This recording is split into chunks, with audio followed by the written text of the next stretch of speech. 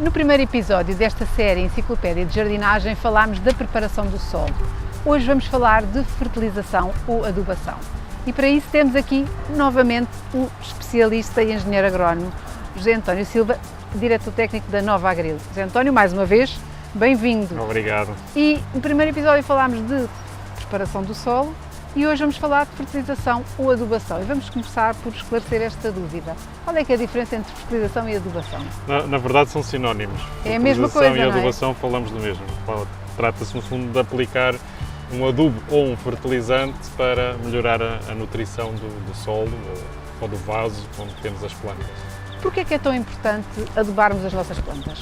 Basicamente as plantas precisam, para além da água, da luz e do calor, precisam dos sais minerais. Se nós não garantirmos que elas tenham esses sais minerais à disposição, no fundo não vamos conseguir ter uma planta no seu total esplendor. E por vezes o solo não tem as condições totais para fornecer tudo aquilo que elas precisam. Basicamente é isso. Há sempre uma grande dúvida: fertilizante orgânico ou não orgânico? Normalmente os fertilizantes de síntese e os fertilizantes minerais são mais rápidos, da ação mais rápida, e os fertilizantes orgânicos são fertilizantes que duram mais tempo, têm uma reação mais lenta, têm de sofrer um processo de degradação e vão libertando depois os minerais. À medida que se vão degradando, tem que ser no fundo mineralizados, não é? Porque as plantas absorvem-nos sobre a forma mineral. Exatamente. E quais é que são os nutrientes que as plantas precisam? Precisam de muitos, mas quais são aqueles essenciais, os principais que nós devemos garantir que elas têm para se desenvolverem bem? Os três principais, aqueles que as plantas precisam em maior quantidade, é o famoso NPK, que é o azoto, o fósforo e o potássio. É o azoto principalmente para tudo o que é a parte verde das não é? plantas. Parte vegetativa, não é? Exatamente. O fósforo, que é representado pelo P, para tudo o que é a parte radicular da planta, e o potássio, que é importante para tudo o que seja a floração e depois os frutos. Portanto, tudo o que seja a formação do fruto, formação dos açúcares no fruto, precisa do potássio.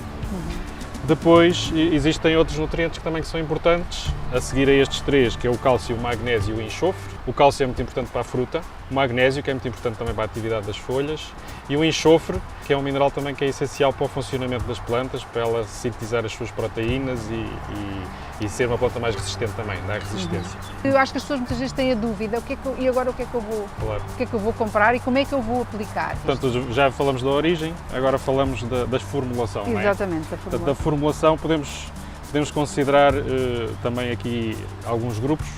Em primeiro lugar, por exemplo, os adubos líquidos, portanto, no fundo que é uma solução concentrada, que aí pode ser tanto de origem sintética ou de origem orgânica.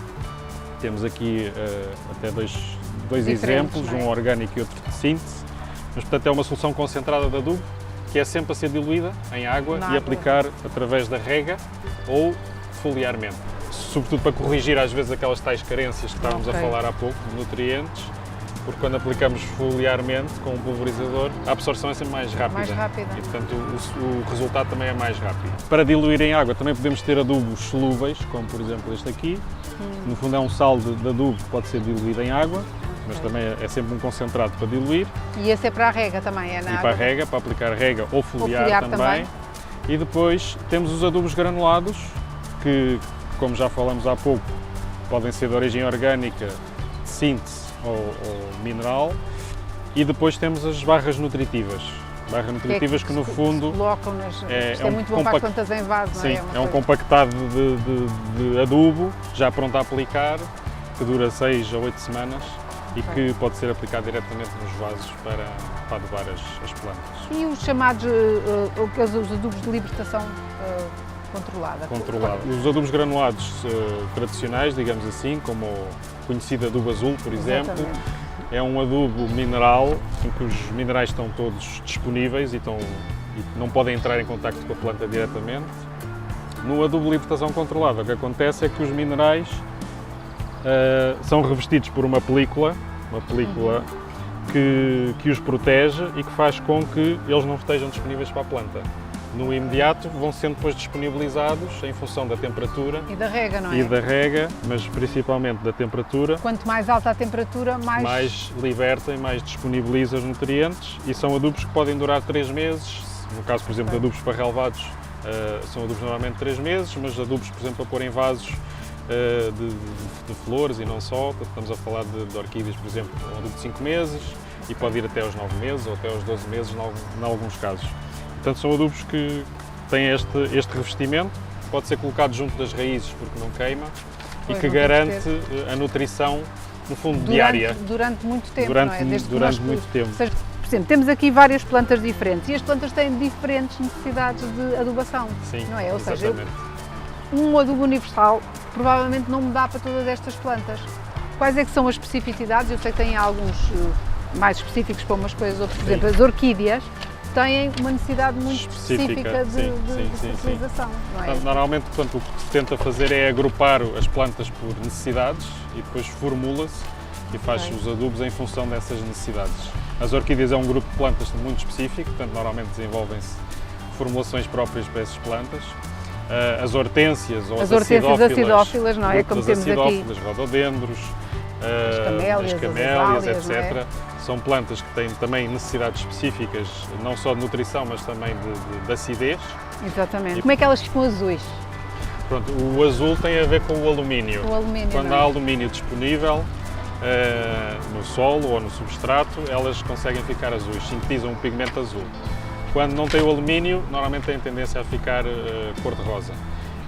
Isso tem a ver depois também com o pH do próprio substrato ou do solo. Mas vocês têm há um adubo que é um azulador, no fundo, sim, não é? Sim, existe depois um chamado azulador, exatamente. Deve ser rico em alumínio. Que é rico em alumínio e noutros minerais que no fundo ajudam a acidificar a zona junto da raiz e que permitem que a planta absorva o alumínio.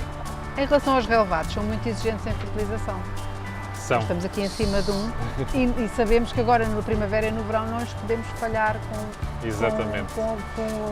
com a adubação, porque senão ele é uma planta em constante crescimento, que carregamos também com alguma frequência, não é? E portanto temos que garantir que ao mesmo tempo que lhes fazemos chegar a água, também os nutrientes estão lá e sobretudo o azoto. Temos que utilizar azoto. Na formulação é um fertilizante muito rico em azoto, exatamente. Se virmos em termos de equilíbrio, é mais rico em azoto e neste caso é um azoto de 3 meses, portanto só precisamos de fazer uma aplicação a cada 3 meses, o que nos garante que o crescimento também não é desproporcional, é mais homogéneo, de forma a conseguirmos um tapete também o mais homogéneo possível. É isso que se pretende com os relevados. Eu estou aqui a ver isto, que eu fiquei fascinada com isto. As plantas, quando têm determinadas carências, têm sinais. Certo, não é? Exatamente. Como é que nós conseguimos aqui só mostrar aqui alguns daqueles... Eu sei que, por exemplo, às vezes quando ficam descoradas, não é que ficam... Parece que despigmentadas. Exatamente, despigmentadas, muitas vezes são carências, não é? Sim, é importante, porque muitas vezes confunde-se até com doenças ou com pragas, esse tipo de sintomas. Normalmente quando é um sintoma ou a falta de um nutriente, é um sintoma mais homogéneo, uma despigmentação homogénea.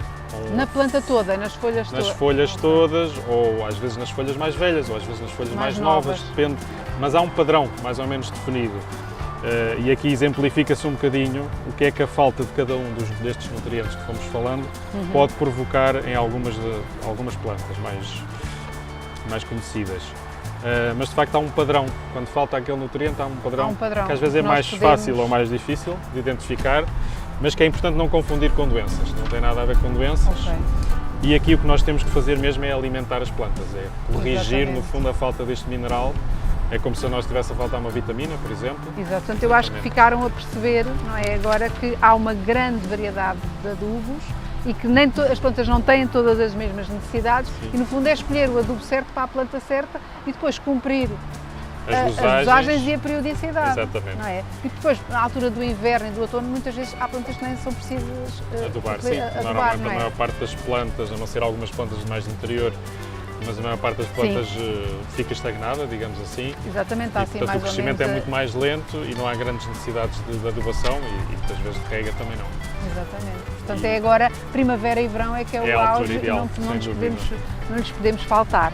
É isso. Portanto, eu acho que passámos aqui um bocadinho, falámos de tudo um bocadinho em relação no fundo, à nutrição e à adubação das plantas e eu só tenho que agradecer, Sr. António, mais uma vez, esta lição que nos deu aqui para a Enciclopédia de Jardinagem e aproveito para dizer para não perderem o próximo vídeo, porque também é igualmente interessante, vamos falar de pragas, que é um problema que muitas pessoas que têm plantas têm em casa.